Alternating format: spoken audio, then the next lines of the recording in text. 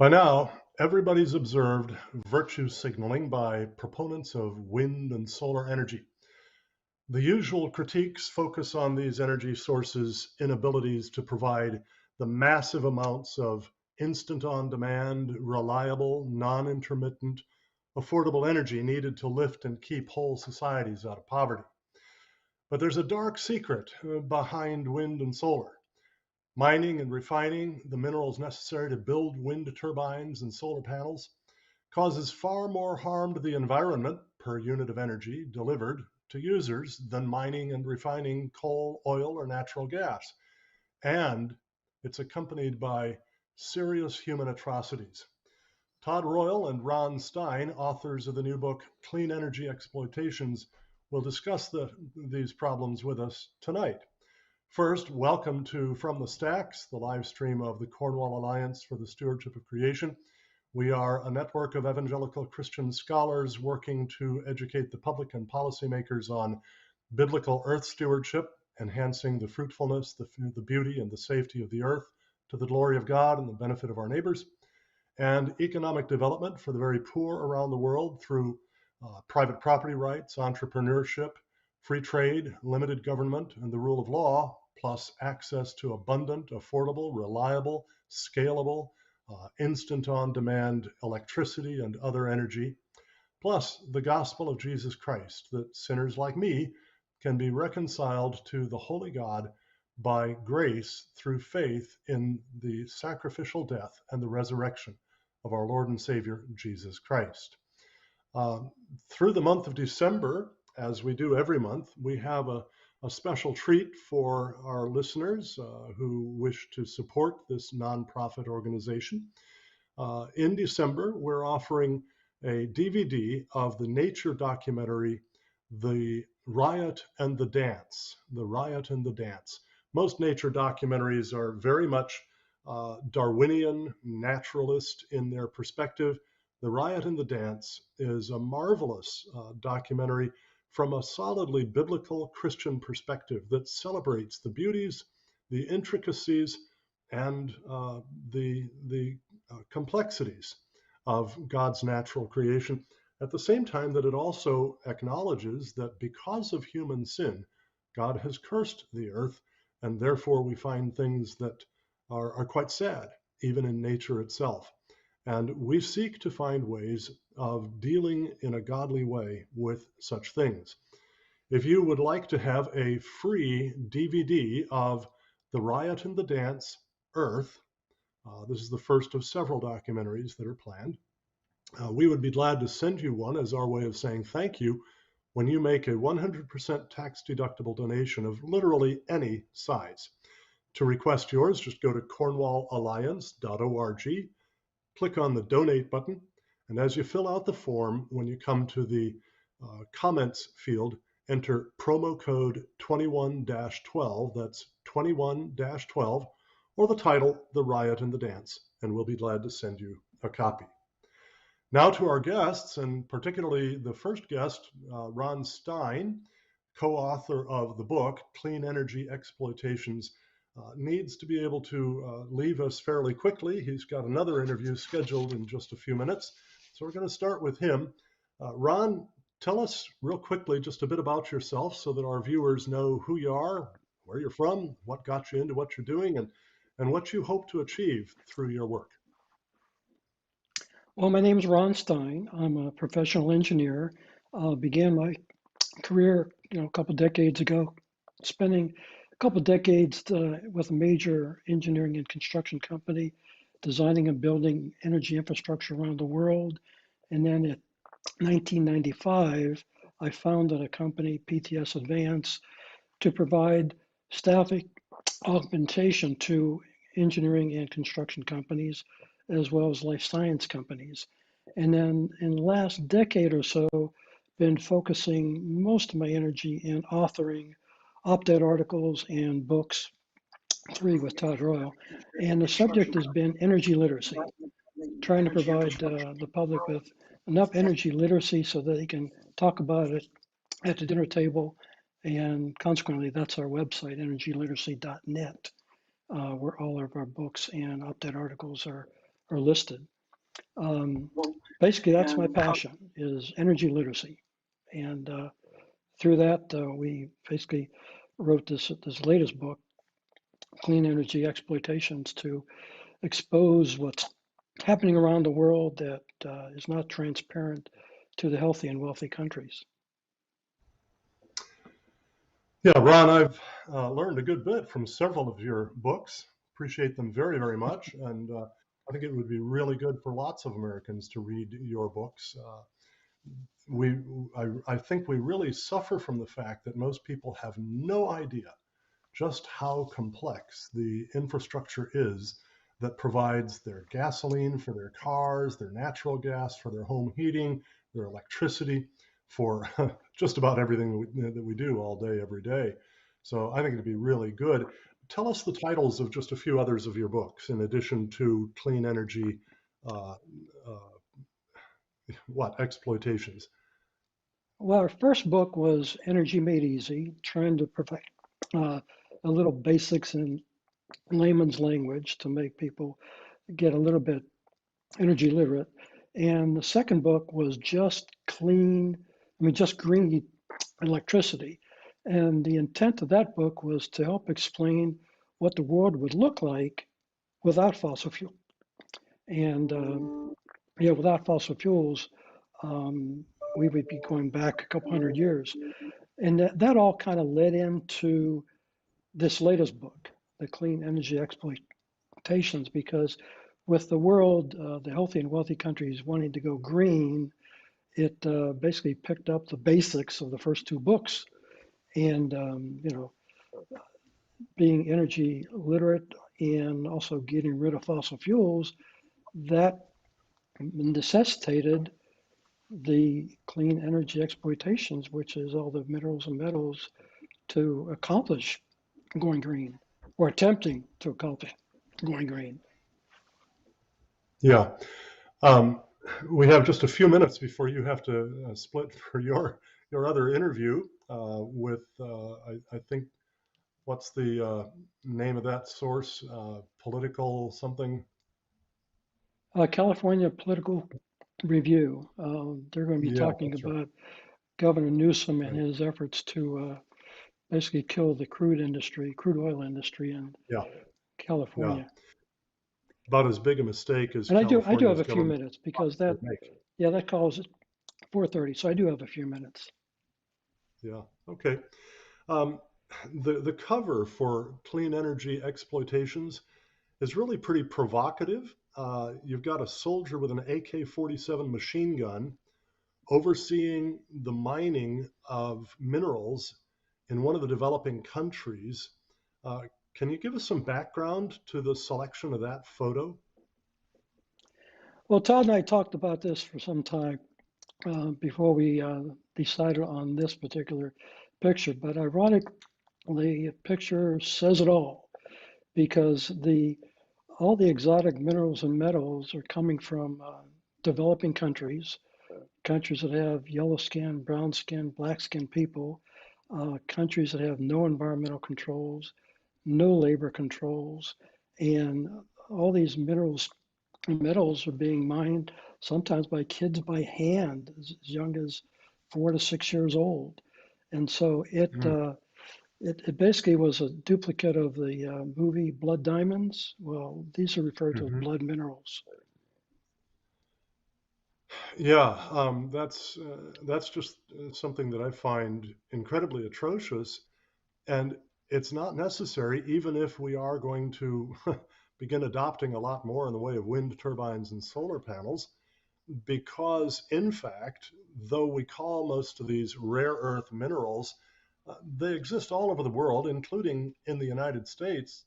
What's prohibiting us from being able to mine them here in America, where we could do it in a more environmentally friendly way, and certainly with labor laws that would protect people from exploitation and from abuse? Calvin, great question, but it's a basic, simple answer: permits. You're not going to get a permit to mine. This is a dirty operation. Mining for lithium and cobalt. Um, it's like I say, there's a lot of water used, a lot of chemicals used, um, and the amount of land required is huge. And we just have too many regulations, both environmentally as well as labor laws, that would even make this even cost effective if you were able to get a permit. Yeah. So it's a That, dirty operation. that seems really ironic to say that there are too many regulations. Now, the regulations exist to protect the environment and to protect people. And yet, what we're doing by outsourcing our rare earth minerals for wind and solar is sending the development of those things to places that are uh, where the negative impact, the really harmful impact on both the environment and people is going to be much greater than it would be if we were to mine them here in the United States. And so, what it seems to me is that there's a real contradiction going on to see environmentalists supporting the wind and solar and yet opposing the mining of them here in America. Am I right there? You're 100% correct. Is interestingly, Dr. Jay Lair, he talked to Todd and I, about a month or so ago, and he wound up being so impressed. He nominated the book for a Pulitzer Prize, primarily because of the Mm. message. It's not transparent. Um, we outsource everything and we close our eyes to what's happening.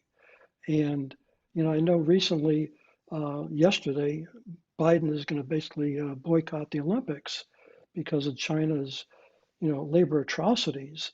And yet he supports the mining for the exotic minerals and metals that are driving the green movement. All the lithium and cobalt is coming from third world developing countries, and we are accepting it. Maybe we're not transparent to it, but that's what we're hoping this book does. It gets the transparency of the effects of the atrocities to humanity and the environment. And, if people are willing to accept it, I'm willing to accept it, but I'm not willing to accept it. That's why we wrote the book, is to Uh-huh. try and Okay. make it apparent to the rest of the public. You make the case that that environmental degradation and human atrocities occurring around the world as the result of wealthy countries pursuing the Green New Deal concept is something that really should deeply concern Americans. Uh, Briefly, tell us what's wrong with the Green New Deal concept. Well, the Green New Deal is really based on we're trying to provide clean energy, but it's not clean energy, it's clean electricity, because the only thing wind and solar can do is with breezes and sunshine is generate electricity. And to do that, you need all these exotic minerals and metals. And there's a lot of elements. The Earth's crust is pretty thin. There's a lot of key elements that are part of that crust. But ironically, the lithium and cobalt is not even in the top 10. It's really a minor supply. And to there's not enough lithium and cobalt in the world to make enough batteries to accommodate a billion vehicles that we have now. Hmm. And it's it's basically just coming from the developing countries because, like I say, the labor is cheap, and with the no environmental laws, the mining is inexpensive, and that's a thing that makes it quote quote affordable to try and go green. But if you had to pay, market value for mining it properly and having the proper labor laws and safety regulations, to protect the people and the environment, it would be humongously expensive. And only the healthy and wealthy countries have the ability to do Hmm. that. Yeah. You have to understand, You Calvin, mentioned, you probably know this, but the world's made up of 8 billion people, and 80% of the world, that's a big number. That's more than 6 billion people. They're living on less than $10 a day. So it's only the Yeah, healthy and wealthy countries that have this concept of trying to go green with breezes and sunshine for their electricity. yeah, yeah. Um, you mentioned you mentioned batteries for cars, but I think what a lot of people don't really take adequately into account is the fact that if we have a lot of our electricity coming from wind and solar, we not only need batteries for cars, but we need essentially batteries for whole cities. We need batteries for everywhere because when the wind doesn't blow and the sun doesn't shine, you're not generating anything, but electricity either has to be stored in batteries or used the very instant that it's created. And when we're talking providing all of the rare earth minerals, many of which are highly toxic for wind and solar, for wind turbines and solar arrays, and then we begin talking about using them for car batteries. The need for batteries to back up wind and solar power to provide that the electricity that they generate is available when the wind's not blowing, the sun's not shining. The need for those batteries would just absolutely dwarf the need for car batteries. Uh, how in the world would we be able to get enough of those minerals for that? And then what in the heck do we do with them after they were worn out? Because all batteries ultimately get worn out. They lose their capacity to hold a charge. Calvin, you're right. We've gotten used to the fact that when our flashlight battery dies, we throw it in the trash can. Well, the Tesla battery is 1,000 pounds. The Ford 150, greatest selling truck in the world, has an EV. Its battery is 1,600 pounds. The Hummer, Got to have a the big Macho trash can. Hummer, big trash can. Macho Hummer has an EV version, and their battery is 5,600 pounds. It's a 10,000 pound tank. And yeah, you're right. I mean, it, it's we would hope to recycle it, but there's no known technology to make that even cost effective. And so all the EVs that are becoming 10 and 20 years old are going to start hitting the road and hitting the junk Yeah, pile, and we have no idea how we're going to handle it. Same thing yeah, with wind turbines. We have no idea how to recycle it, if it's even cost yeah, effective to do it. yeah. Since you're able to be with us to the bottom of the hour, let's go ahead and bring on your co-author, uh, Todd. Welcome to From the Stacks. Um, Todd Royal has written a number of books together with Ron, and has done some really amazing research on energy and energy infrastructure and the like. Todd, give us your elevator self-introduction. Where you're from, what brought you into the work that you do, what motivates you to this? I live in the Dallas Fort Worth area, married with two children. What brought me into it was before moving here, I held a small public office in Los Angeles. I felt I needed more skills, went back to graduate school, got my master's in public policy at Pepperdine University, School of Public Policy. And when I did my master's thesis, I did it on fracking and economic revitalization. That ended up being published in the Library of Congress, passed peer review, and that began my process of beginning to work in energy full time.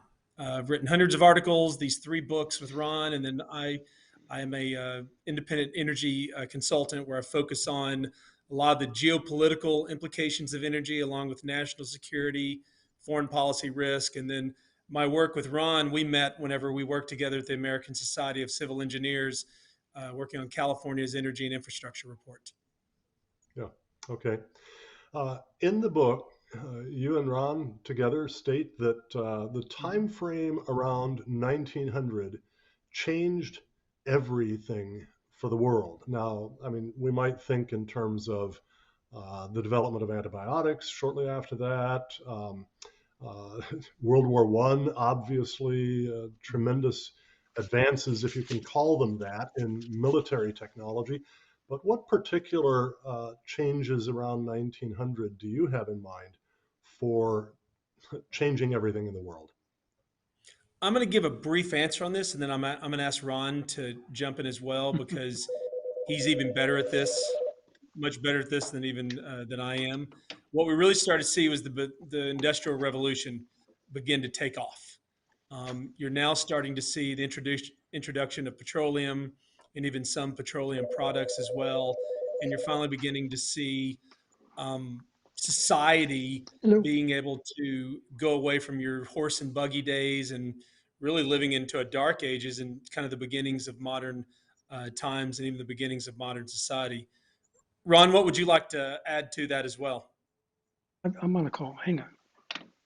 Well, before 1900, um, we have to understand in 1900 we discovered the automobile, the airplane, and we discovered fossil fuels. And in discovering fossil fuels, we also learned how to manufacture crude oil into numerous derivatives.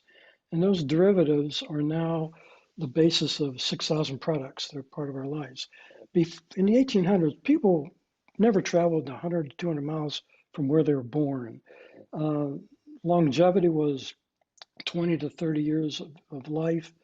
And since we have discovered oil, the world's population is populated from 1 billion in the 1800s.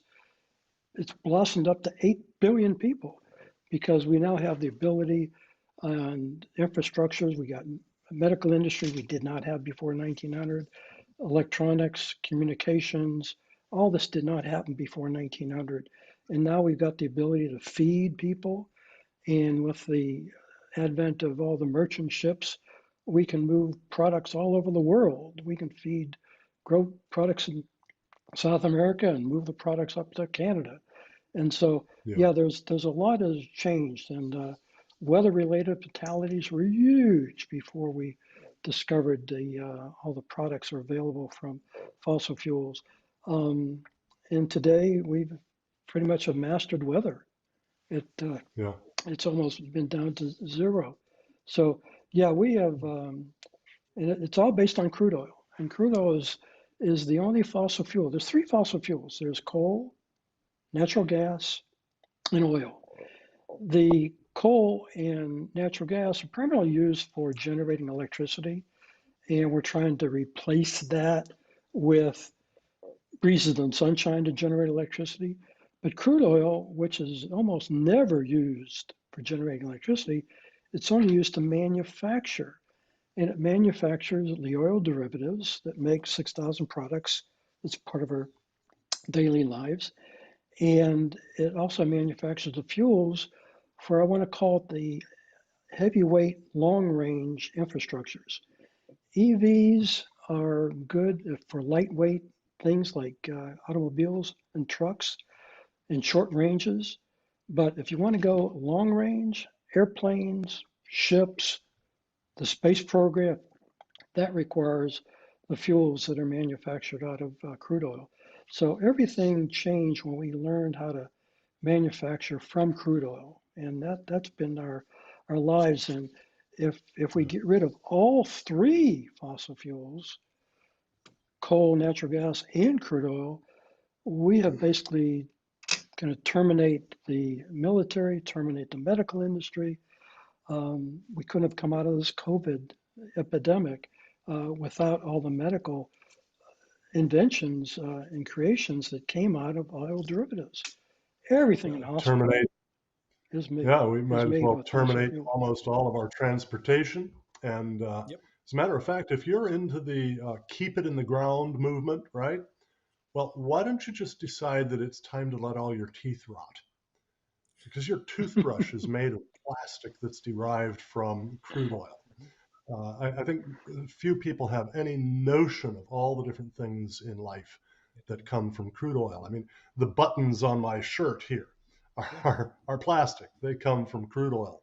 The plastic lenses, high quality plastic lenses in most people's glasses, They come from crude oil. The frames certainly come from crude oil. On and on and on. Well, Ron, I'm going to direct this question to you, and then you probably need to get on your way. Your first three Okay. chapters describe current circumstances in California, Germany, and Australia, driven by ambitious policies pushing renewable energy. Ron, you're in California right now. Can you give us a quick summary of the situation there? Well, again, we're talking about countries, America, Germany, the UK, Australia, that they represent a very small number of the 8 billion people in the world. And those countries, which are the healthy and wealthy countries, they could literally disappear, be erased off the face of the earth. Every person, manufacturing facility that produced any emissions, wipe them off the face of the earth. And the end result is emissions are going to explode because of the developing countries. They need inexpensive, reliable, affordable electricity, and they're getting it from coal. Between China, India, Indonesia, Japan, Vietnam, they're building more than 600 coal power plants. Africa's building another 1,200 by 2030, and they need, like I say, because most people in this world don't make much money, they need affordable and reliable electricity. And coal is abundant, it's reliable, it's affordable, and that's where they're going. So it's the developing countries that are going to be driving emissions, not the healthy and wealthy countries. Yeah. Ron Stein, thank you again for joining us this evening. I know you have another interview to get on to right away. So Right, I the got to Lord talk bless about you. my favorite Keep up governor. the good work.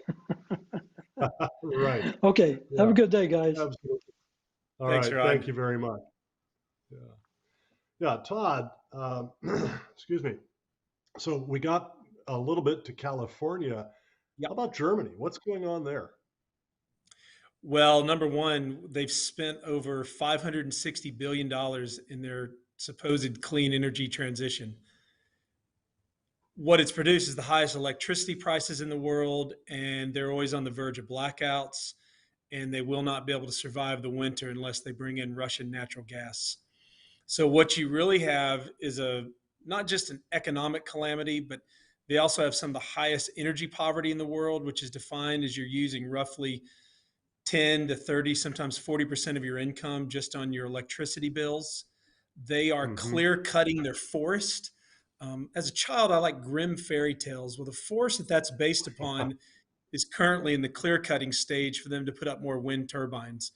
That's where you get environmental degradation. That's where you're getting foreign policy nightmares. You're getting national security concerns. And now you have a country that has the highest electricity prices in the world based on the heavy usage of renewables. The interesting part with Germany is they have installed enough renewables, wind turbines and solar panels, to theoretically power their country. So, in other words, the rated capacity, we've installed this much, it should be able to generate this amount of electricity for us where we wouldn't have to use any more fossil fuel or nuclear plants. And it's actually the exact opposite. They're reopening their dirtiest form of coal fired power plants. Same thing happening with Australia, though in a different way. They are also have gone all in on renewables, which is interesting because their prime minister campaigned against that. Won a very surprise election, kind of a la Trump, the Trump of that part of the world. Hmm. Now he has embraced going to COP26 as he just did. They're embracing fantastical types of renewables. And they've also installed some of the largest utility scale storage batteries in the world, one of them by Tesla. And South Australia right now is just having horrible problems with blackouts, brownouts. And again, they are having the highest electricity prices in the world. And stupidly, they still have outlawed using nuclear power. And they have some of the largest uranium mining deposits and sites in the world, and they ship it all out, export it out from their country, instead of using it to create the only source of carbon-free electricity. And so they are also experiencing foreign policy, national security nightmares off rising electricity prices since they're having to deal with a very dominant and hegemonic China within their sphere of influence. Yeah, yeah. Now, in chapter 6 of Clean Energy Delusions, not delusions, pardon me, Clean Energy Expectations. No, that's They're properly delusions said. too, aren't they? Yeah, right. In Yeah, chapter there's a 6, delusion to it, so you said it well. yeah, you emphasize that China and India, with a combined 2.5 billion people, desperately need affordable, reliable, scalable, abundant, and flexible sources for electricity. Now, I think every society needs that sort of energy.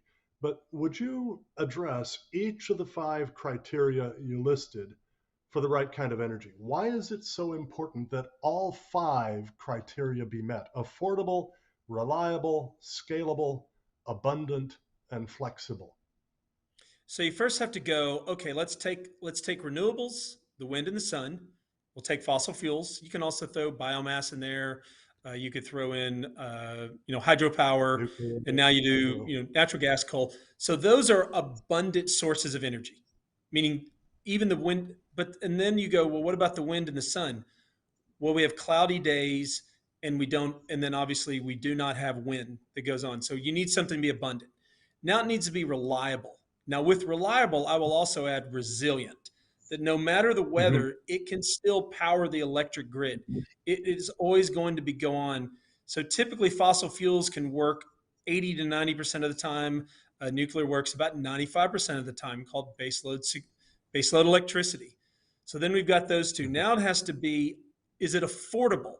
Well, currently renewables are intermittent and variable, meaning it's not always sunny, the wind isn't always there, so it has to have a backup, has to have a natural gas plant, a fossil fuel plant, or with Europe right now has to have a coal-fired power plant.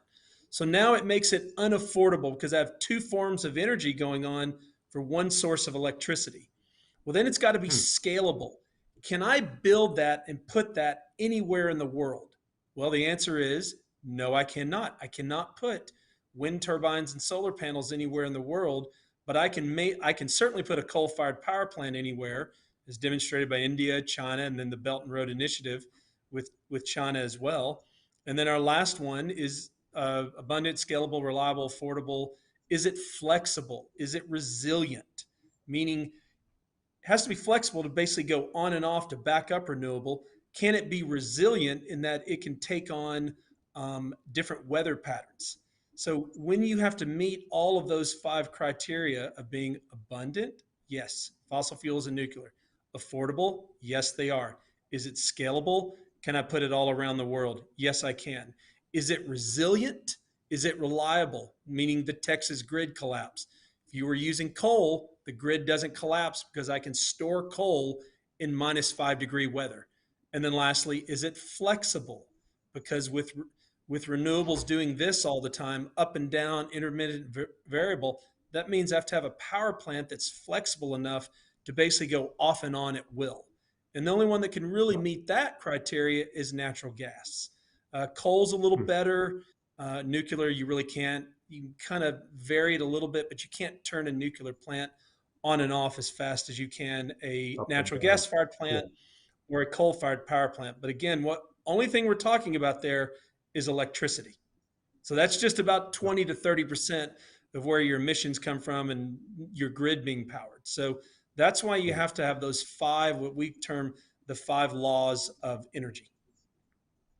Yeah. Whereas for wind and solar, they are not really affordable because Nope.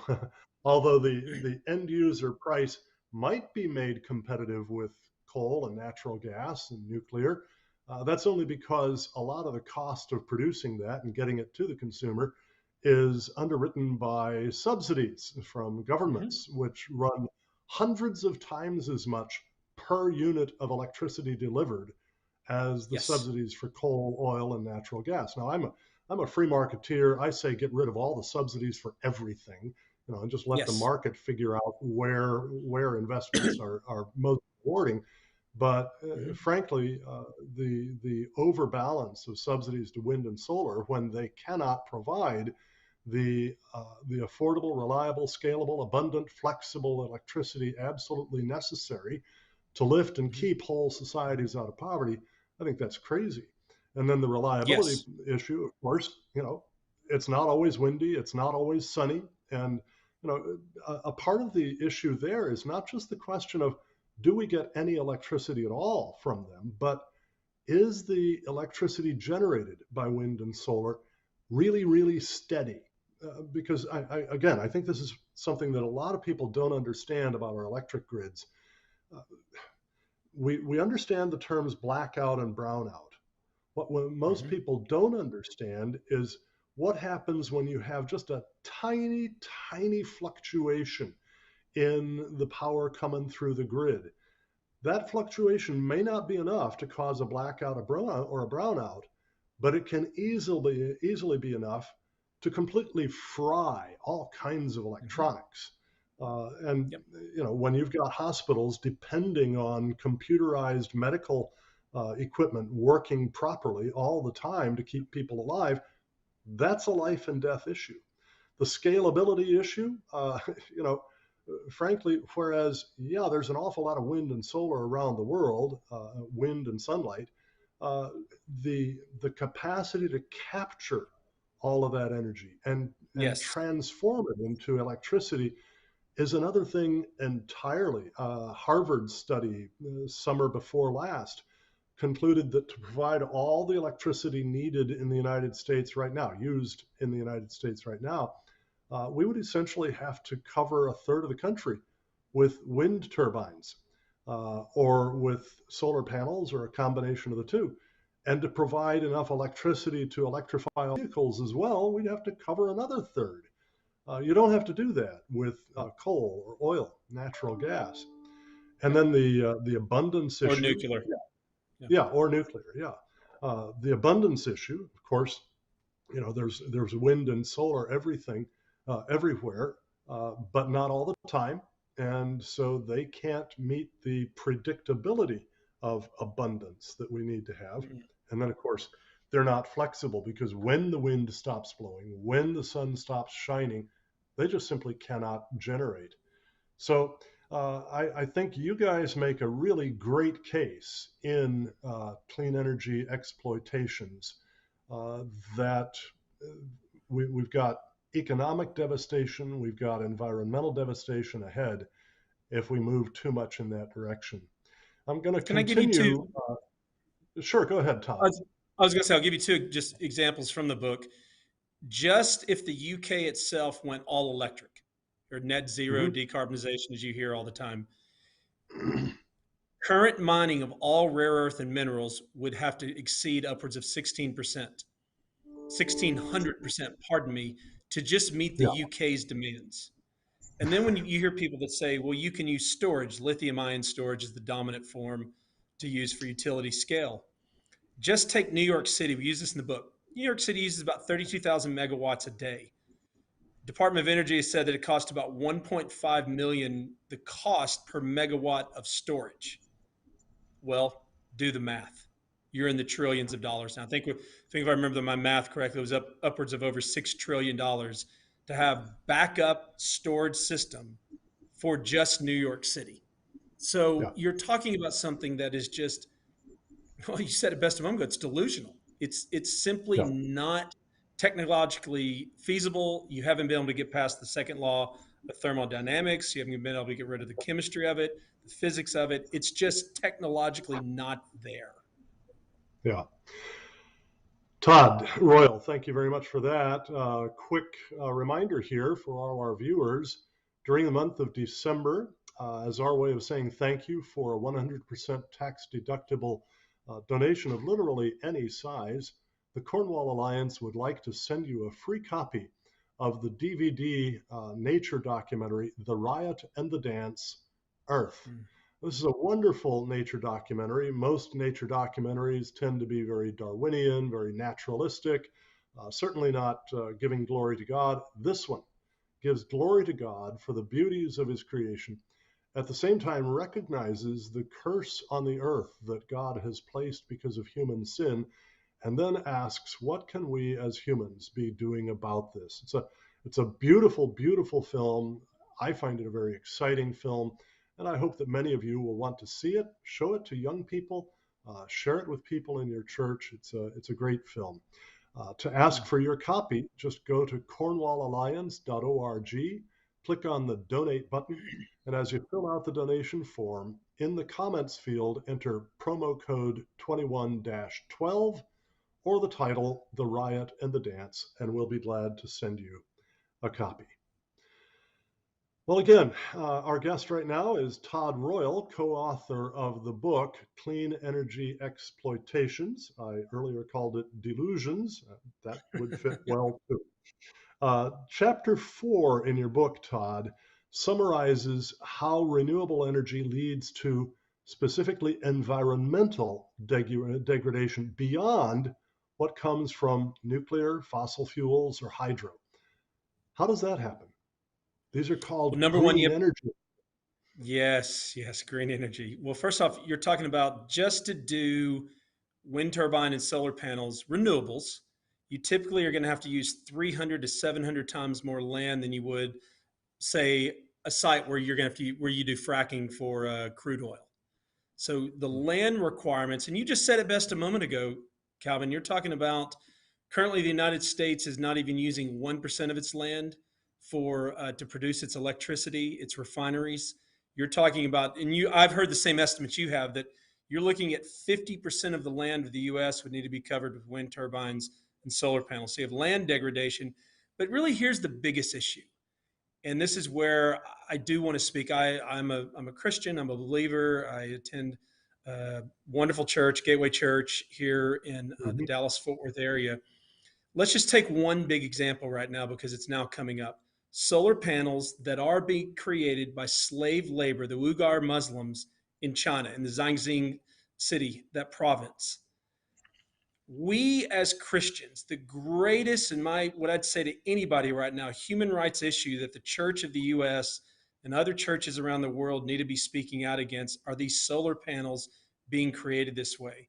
We also need to be speaking out against that we're telling Africans, you can only get your power from the wind. So use a wind turbine that, frankly, all of it is made by every part in a wind turbine comes from crude oil.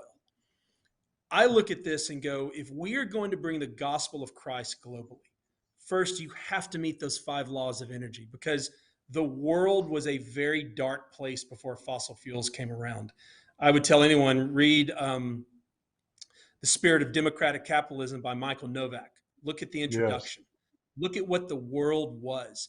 And for us as the church to not be talking about that there's over 2 million Muslims that are being enslaved right now. And it's also come out Kazakhs are being enslaved.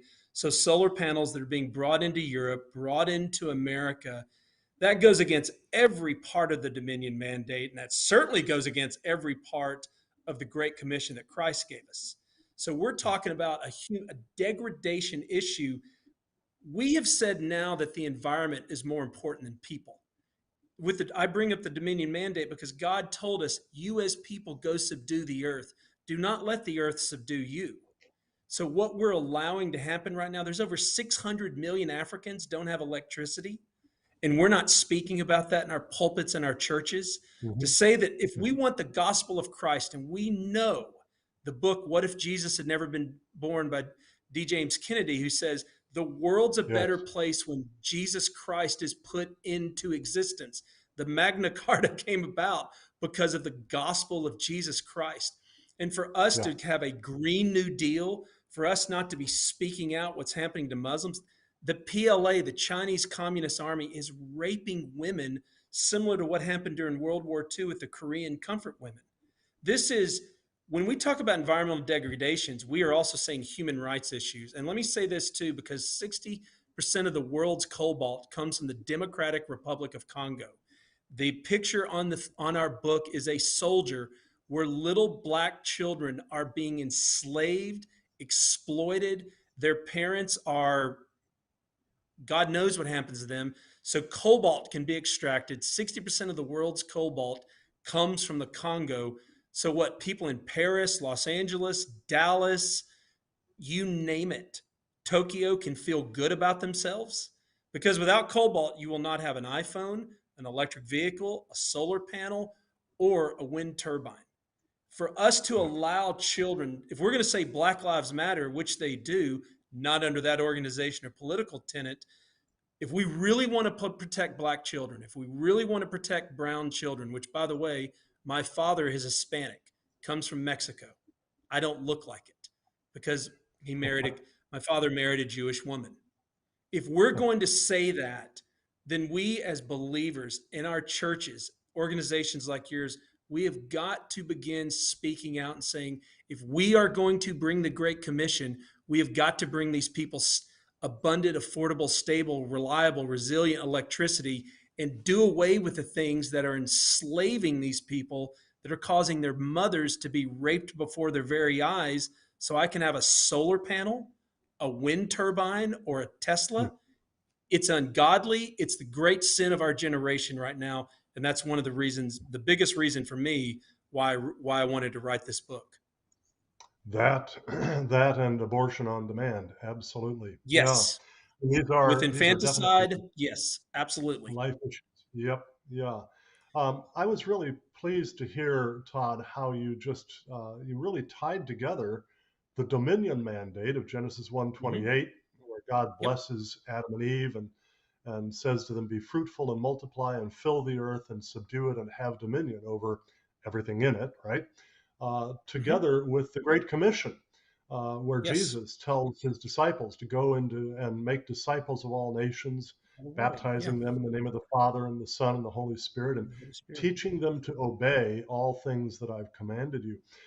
This is something that the Cornwall Alliance is very much dedicated to, is bringing these two different passages of Scripture, the Dominion Mandate and the Great Commission, together. Because frankly, we believe that humankind will never properly use this earth that God has given us unless we are reconciled to Him from our sinful lives and Mm-hmm. begin to learn to think His thoughts after Him, to understand the world the way He designed it, the way He understood it, the way He intended it to be understood, and the way He intends it to be used. And yet, our dominion over the earth is actually very important to the thriving of the earth itself. And Yes. these things tie together with another thing that you've talked about, Todd, and that is the importance of economic development, lifting people out Yes. of poverty. Because Yes. frankly, not only is poverty really bad for people, poor people die much younger than wealthier people do. They're Mm-hmm. sick a lot more than wealthier people are. They suffer all kinds of problems. They're far more vulnerable to crime and to oppression Mm-hmm. by oppressive governments as well as by Mm-hmm. criminals in their neighborhoods. Poverty is just a really bad thing for people, uh, Yes. but poverty is also bad for the environment itself. The Yes. way I like to put it is this: a clean, healthful, beautiful environment is a costly good. And like any other costly good, wealthy people can afford more of it than poorer people can. That's why when you want to find the dirtiest part of a city, you don't go to the wealthy suburbs. You go to the poorest areas. When you want to find the dirtiest countries in the world, you don't go to the wealthy countries. You go to the poorest countries. And it's not Mm-hmm. because poor people don't care about cleanliness. It's Sure. because cleanliness costs something, and more cleanliness costs more.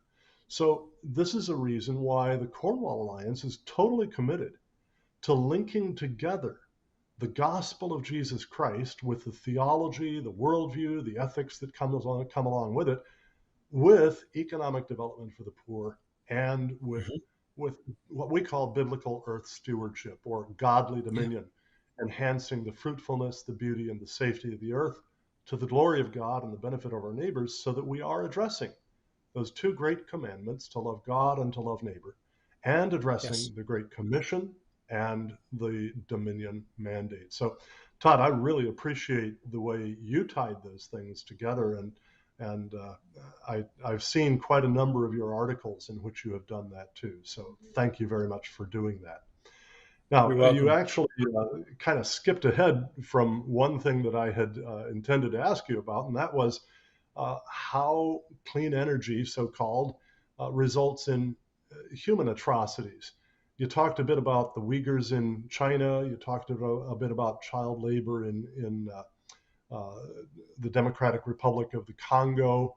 Um, Hmm. there's another issue I'd like for you to address if you can, and that is, Okay. frankly, national security, it seems to me, is an issue that is tightly related to uh, human atrocities, or rather, Hmm. national security and human atrocities are you know, they are options. You'll have one or you'll have the other. You won't Yep. have human atrocities if we have national security here in America. But China controls a vast part of the market for Mhm. minerals that are absolutely essential to American national security. Can you build on that for us a bit? Yeah, I sure can. So there's what's considered 28 rare earth minerals, everything between lithium, cobalt, nickel, nidanium. Right now, China controls. The Biden administration recently said 55% of all global of that global commodity. Others that I would argue it's more in the 70 to 90% range. So Yeah. that's the mining of the minerals. Then China basically has an absolute monopoly over them processing them. So once I get the lithium out of the ground, to put into a Tesla battery or the cobalt, it has to be processed. And so we're talking about this entire supposed clean energy transition, which is based upon the premise that the earth is unbelievably warming and we're all going to die off. And the only way that we can save humanity is going using turbines and solar panels and storage systems for electricity. That's the entire premise. But what they don't realize is the national security implications of saying we are going to take everything that comes out of the earth that's going to come from China, or it's going to come from the lithium triangle in South America, which, by the way, the water issues that they have in South America now, it's creating vast instability in the Western Hemisphere over the mining of lithium. And so that's Hmm. where you get these national security issues to say, yes, we need, okay, we need an iPhone. Well, those rare earth exotic metals and minerals at this time are coming overwhelmingly from China because what stops America from doing it has been excessive litigation, excessive regulations, and they're led by foundations like the Tides Foundation, Rockefeller Foundation, which that's ironic that they're anti-fossil fuel. The Ford Yeah. Foundation, also ironic. And then you have environmental organizations, the ones that are, Sierra Club, Greenpeace, Friends of the Earth, NRDC, and then you set regulations that come out of this current presidential administration, which means everything we're doing now is heading over to China, where there are basically no environmental regulations, no labor regulations, and you have a true authoritarian government led by Xi, who's basically said he is the brand new Mao. And the last time Mao was in Yeah. power, he killed over 100 million to 120 million Chinese.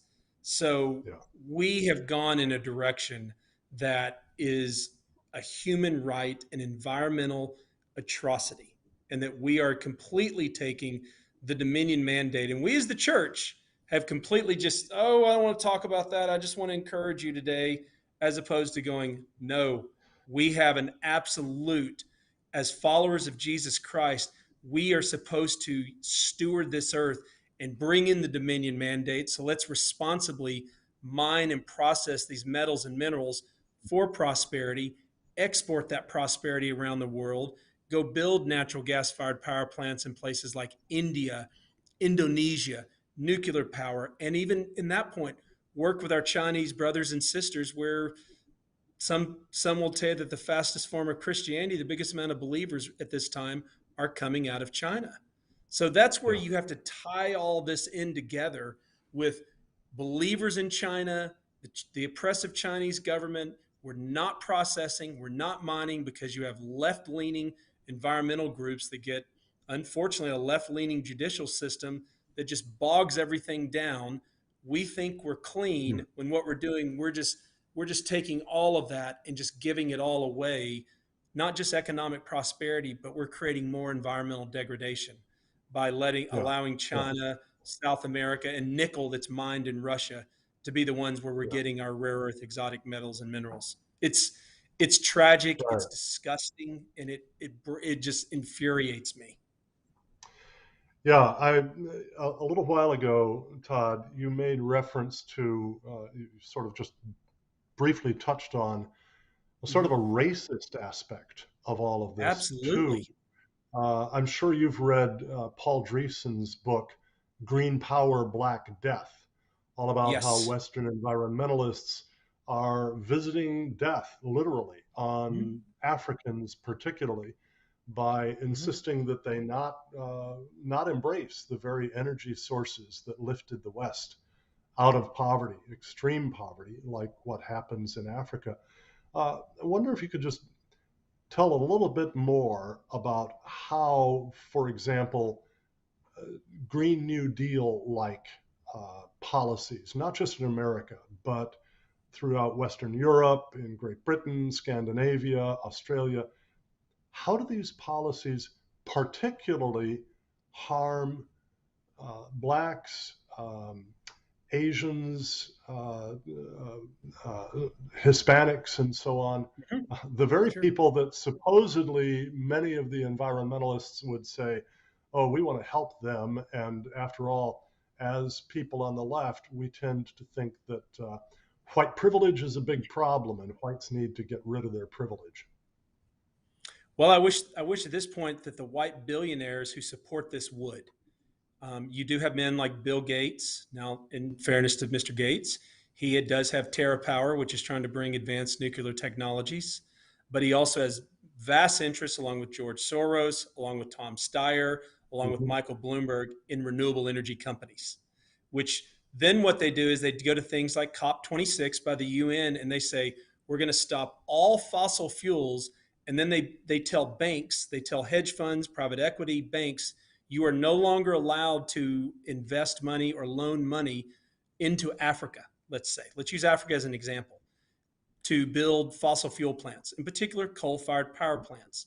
So then what does that do? We go back to the issue of mining cobalt with little black children who are being enslaved to do this. And then what it does, you then have these countries that they can never advance. So what we're saying is, oh, don't do what we did. Don't use petroleum. Don't use coal, which we use for our industrial revolution, which Europe used.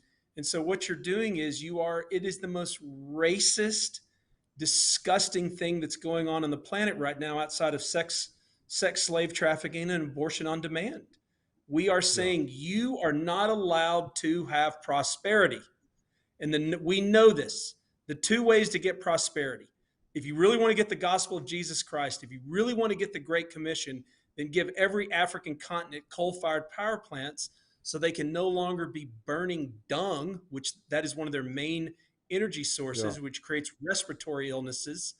Give them energy, give them electricity. Let's build them an electrical grid. Let's make sure that these absolutely. people are no longer prone to all of these civil wars and famines. But yet the Yeah, white Westerner, the absolutely. billionaire, says, no, no, no, you can't do that anymore. And so, Yeah, what I would advocate for is that the church in the United States would begin to speak up on these issues and begin to speak up on these Muslims being enslaved within China, within the Lithium Triangle, South Americans, brown people being enslaved to do this. Um, your older Caucasian generations in Russia that are, that are mining coal in the worst way possible, nickel in the worst way possible. But more importantly, like I said, with Africa, it's that mhm, we're so in this space of going African Americans, they have rights. Absolutely, they do.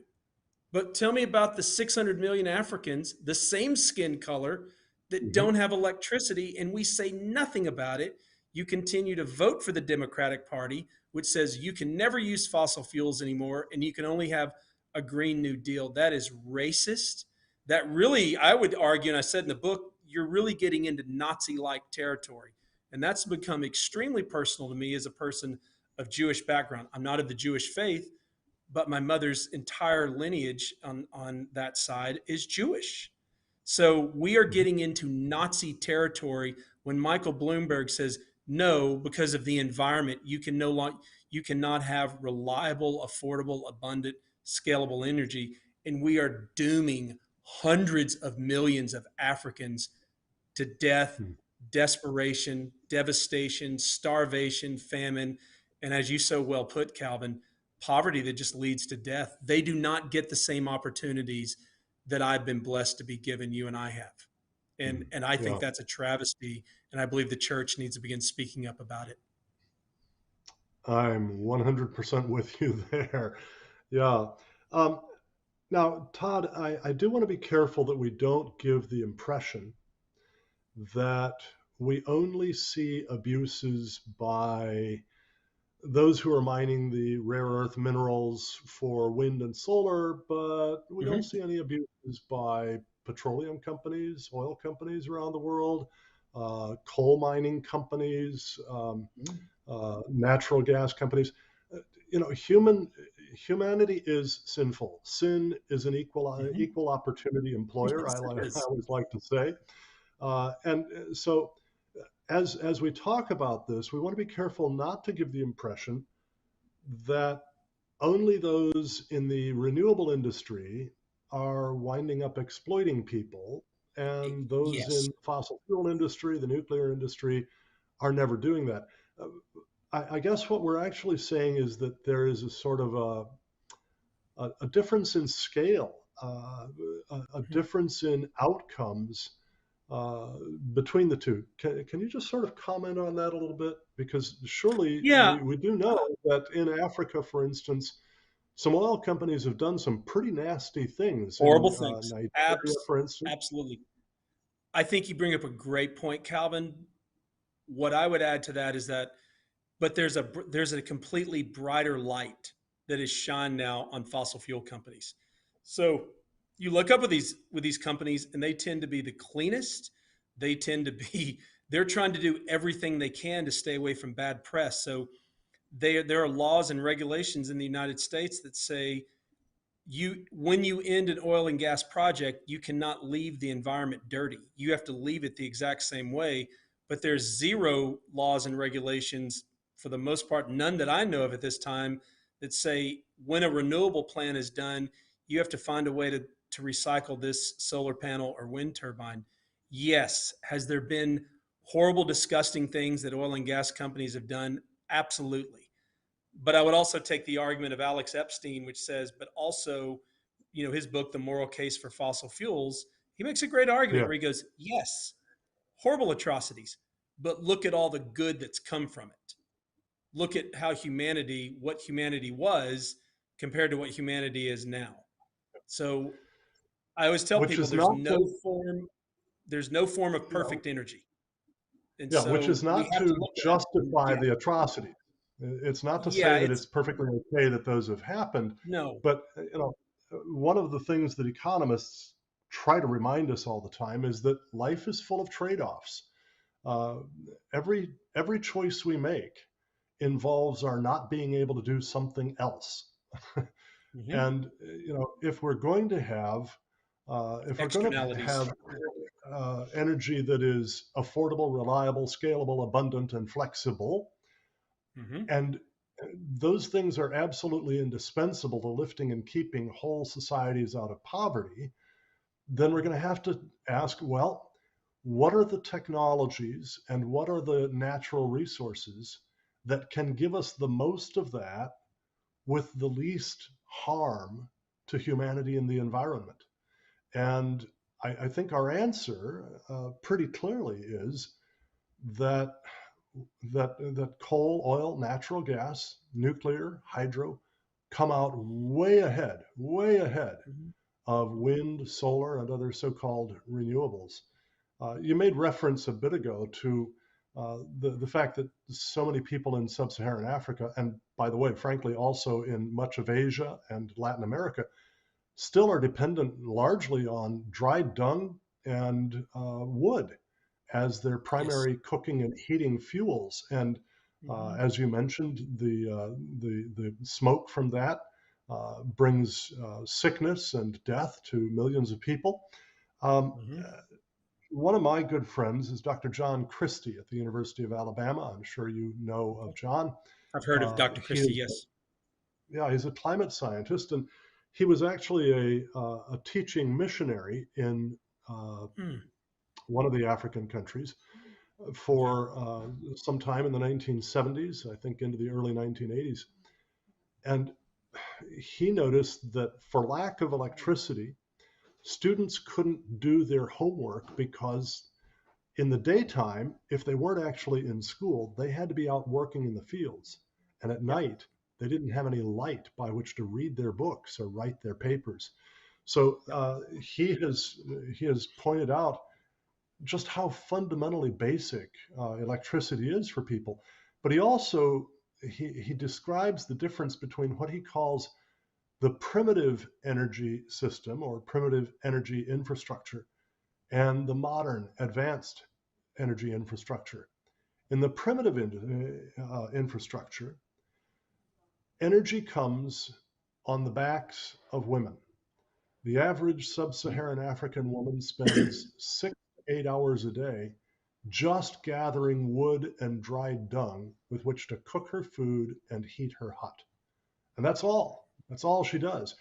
Imagine if Americans had to spend 6 to 8 hours a day just getting only enough energy to cook food and to heat our homes. And by the way, that wouldn't be homes of an average of, say, 1,800 to 2,000 square feet, but little one room hovels, right?